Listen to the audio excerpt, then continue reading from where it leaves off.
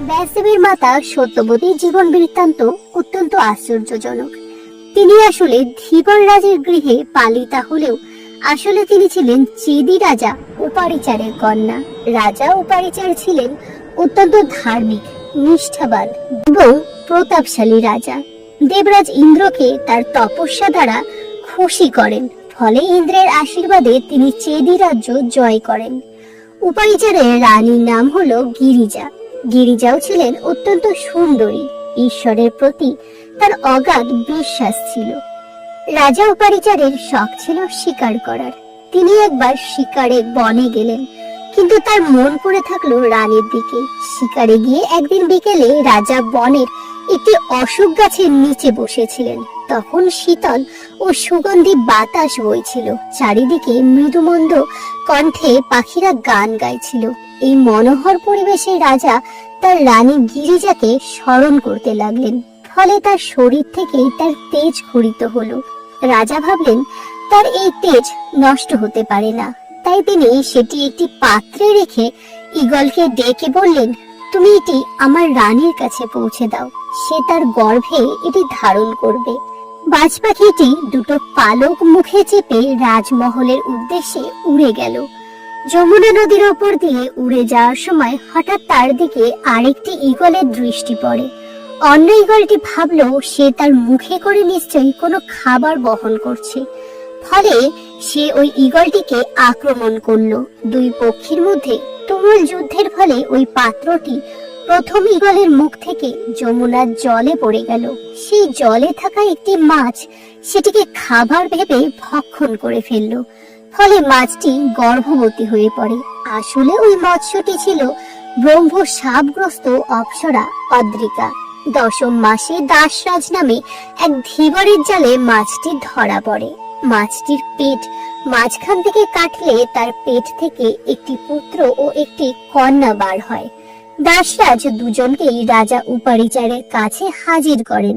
রাজা পুত্রটিকে গ্রহণ করলেও কন্যাকে দাসরাজের কাছে ফিরিয়ে দেন। দাসরাজ সেই কন্যাকে তার গৃহে নিয়ে গিয়ে বড় করতে লাগলেন। তিনি মাছের পেট থেকে জন্মগ্রহণ করেছিলেন বলে তার শরীর থেকে মাছের গন্ধ বের হতো, তাই লোকে তাকে মৎস্যগন্ধা বলতো।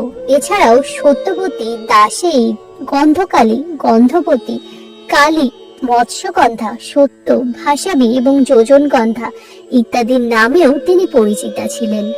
মৎস্যগন্ধা আর সত্যবতী ধীরে ধীরে বড় হতে থাকেন। তিনি ছিলেন খুবই সুন্দরী, কিন্তু শরীরে মাছের গন্ধ হেতু কেউ তার কাছে আসতে চাইতো না। সত্যবতী শৈশব থেকেই জেলেদের সাথে যমুনা নদীতে খেয়া পারাপারের কাজ শুরু করেন। রাতে নৌকায় করে সকলকে নদী পারাপার করাতেন তিনি। একদিন মহর্ষি পরাশর সেখানে উপস্থিত হন খেয়া পারাপারের জন্য। মৎস্যগন্ধাকে দেখে তার রূপে তিনি মুগ্ধ হন। যমুনা নদীতে ঋষি পরাশরকে খেয়া পারাপারের সময় ঋষি পরাশর তার কামনা পূরণের উদ্দেশ্যে সত্যবতীর হাত ধরেন। সত্যবতী তাকে নিবৃত্ত করলেন। নৌকা অপর পারে পৌঁছাতেই ঋষি পুনরায় সত্যবতীর সহিত সঙ্গমের ইচ্ছা প্রকাশ করলেন। সত্যবতী ভয় পেলেন, যদি তিনি ঋষির কথা না শোনেন তবে হয়তো সে তাকে ভয়ঙ্কর কোনো অভিশাপ দেবেন।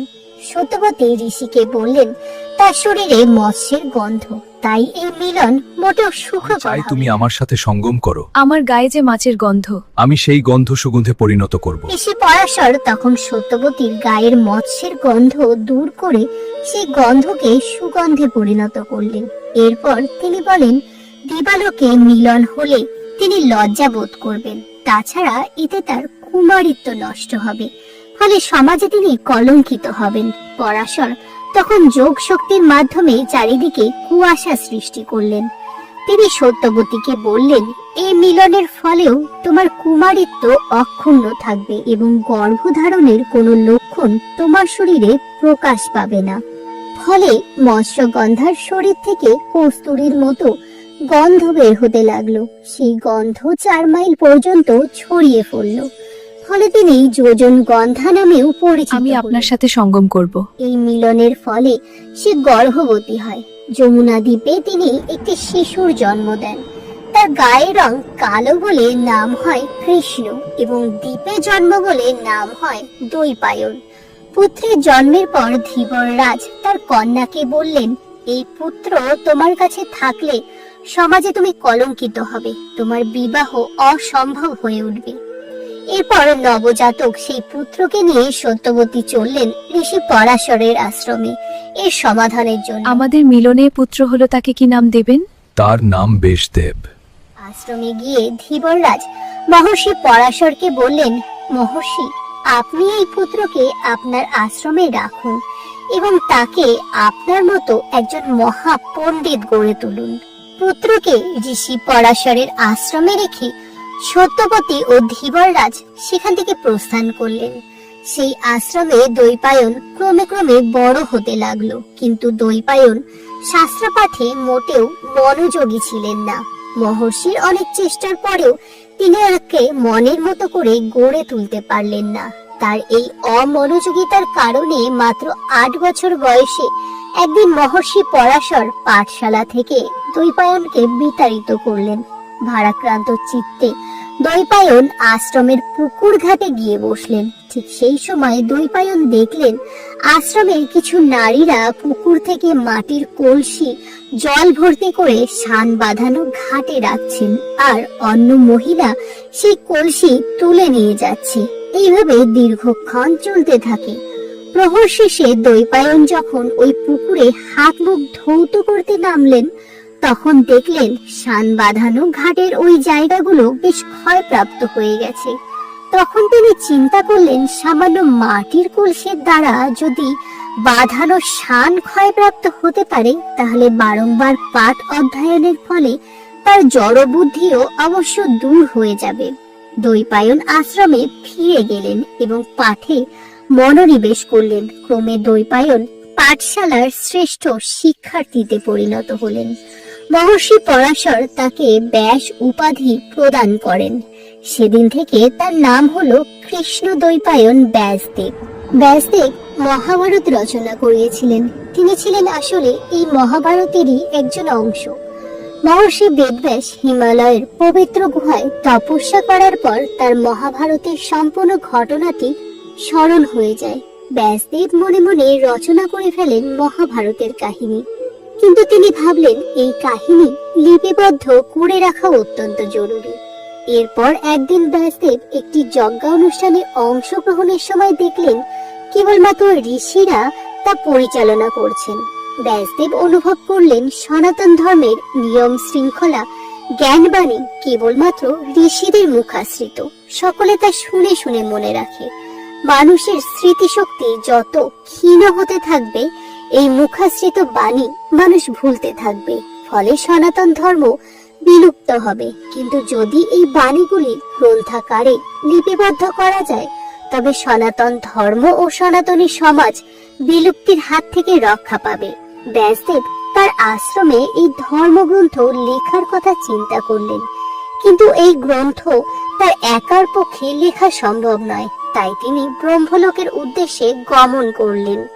প্রজাপতি ব্রহ্মাকে তিনি তার উদ্দেশ্য সম্পর্কে অবগত করলেন। ব্রহ্মদেব বললেন, আমি অপারক, তোমার এই মহান কার্যে আমি কোনরূপ সহায়তা করতে পারবো না, তুমি বরং বৈকুণ্ঠে গমন করো। ব্রহ্মার পরামর্শমতো ব্যাসদেব বৈকুণ্ঠে বিষ্ণুদেবের কাছে গিয়ে তার সেখানে আগমনের কারণ জানালেন।